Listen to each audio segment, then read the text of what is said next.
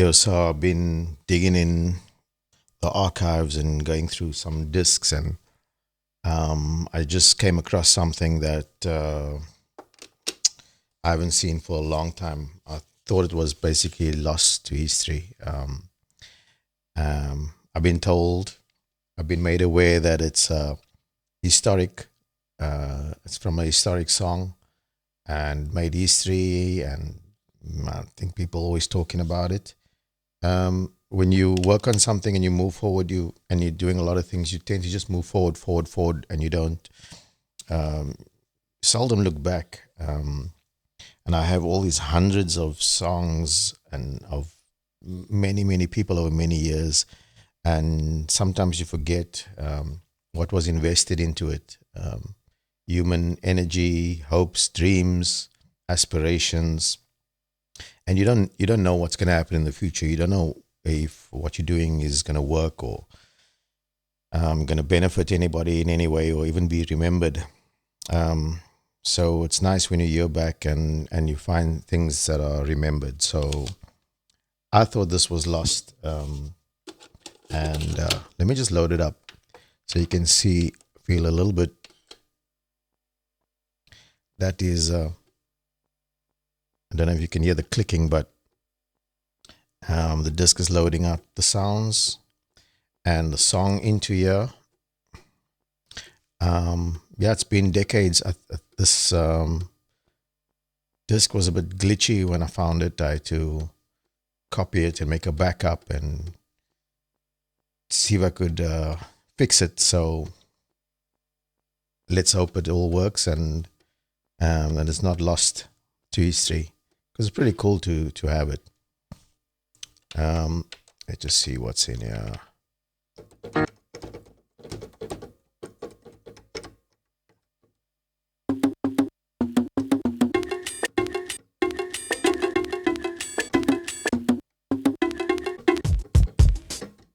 Hmm.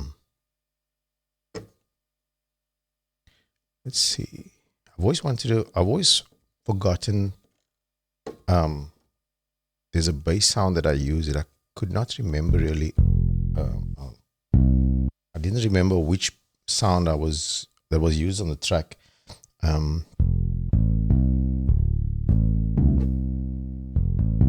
that sounds like a W30 bass. Okay, let's play it.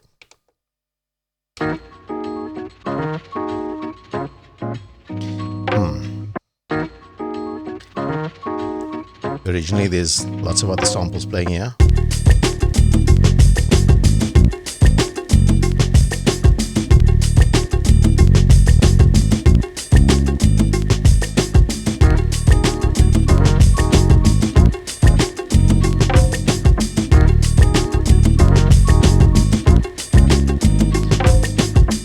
Those of you who knows what the song is, and I suppose it means something to some people.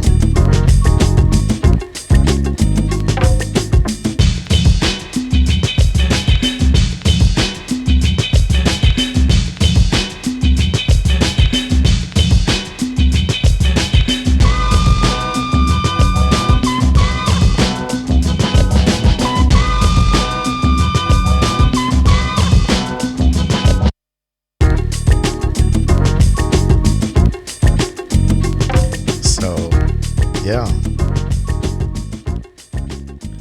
And this is all coming out of mono. All sounds are mono, coming out of one channel. Obviously, it was mixed down um, to tape and on a 80 channel SSL 4000G disc at Bob Studios. But it all came out of this machine, and it was all programmed, sequenced on here. A lot of the other samples and soundscapes were put together on another sampler. Yeah, it would be cool to. I don't really want to talk too much about it, because I think if I talk about something like this, um, it should be with somebody else involved in the project. I think that would be cool. Just so cool.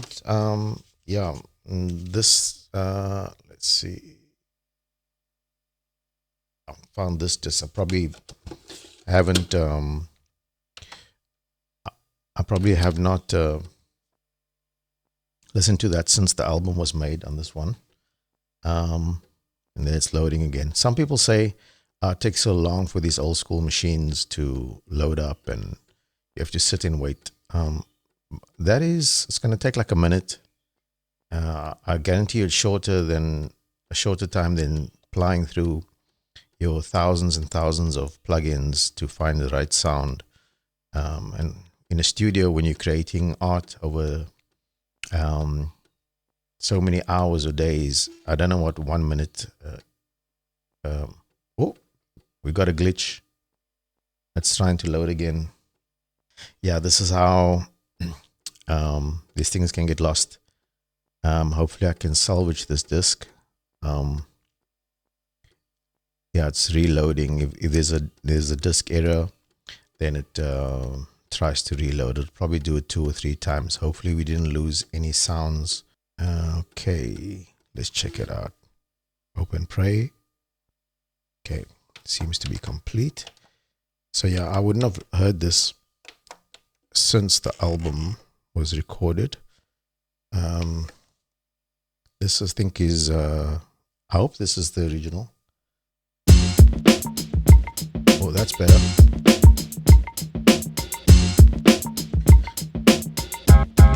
Oh.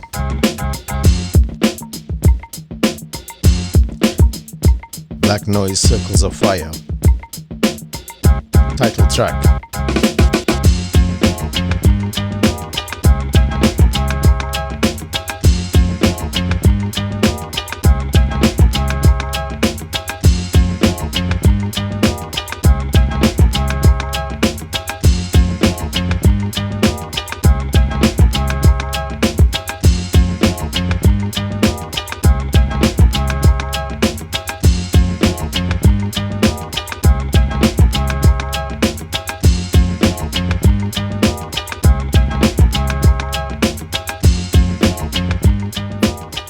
Something about the sequencer of this machine that's so solid that everything sounds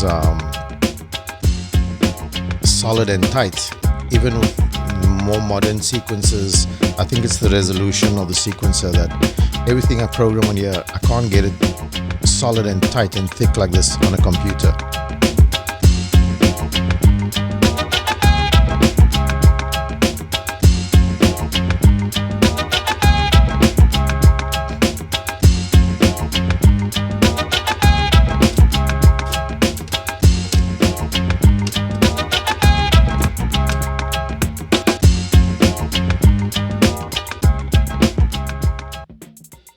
That still sounds cool. I like the way that sounds. Yeah, this disc here, Devious, just before, a couple of months before he passed, Devious came to me, and I'd worked with him a couple of times when he was with with Dwayne. What was it? Untouchable Fellows. And then he worked on a project with the Scandinavian rappers. I think that's when I tracked the Rockface vocals. It was produced by Ken from Sweden, I believe. But I think I tracked those vocals of Rockface. And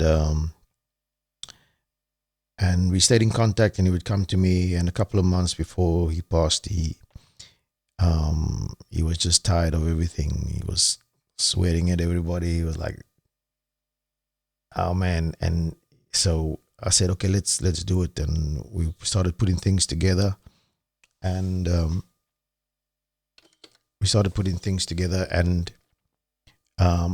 think I was starting the Caramel and Reagan's album. I was busy finishing a project or starting a project, and I don't know, he got a new number or something, and he wrote down his number, and he put it on my desk in the studio. He put it on, and it stayed there. And it wasn't, and so when I was gonna finish the album, 2004, I think, or started, and then wasn't a couple of weeks later that I heard that he was gone. So we never got to finish. We did a couple of things. Let's see. This was one of the tracks that he wanted to do another version of Rock Vase. I think it's this one. Let's see.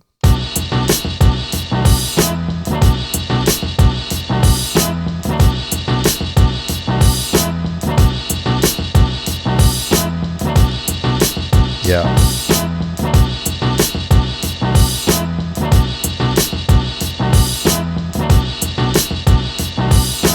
Rock Vase. Rock Vase. This was, yeah, I think this was it. This was just one of the ideas.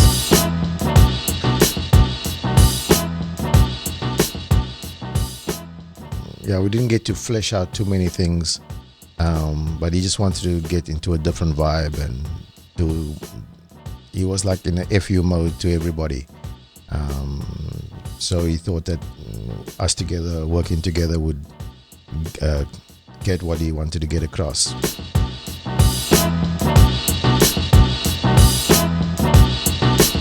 It's a simple beat, but I think Devious would have rocked it. Anyway, I just exciting going through these discs and finding things that I thought was gone and things that I forgot I did, and there's even some cool songs that have never been completed, but the tracks are really solid and tight. If I find anything more interesting, I'll let you know. I was thinking maybe sometime I can get together some of these old classic tracks and get all new rappers performing over them. I think I have enough of a library of old stuff from different eras of hip hop. It would be cool to do a little EP or something, or project where you get all new guys and maybe one or two of the old guys that were on the tracks doing another version, and get because I've got all the tracks, I've got all the separates on a lot of these things, so I can pull up a lot of songs, and that would be a cool thing to do. Not a lot of people can do that. Like you can do that. Like in the States, you have all these producers with their tracks, so they're multi-tracks, and they can go back and rework things. You don't get that too often.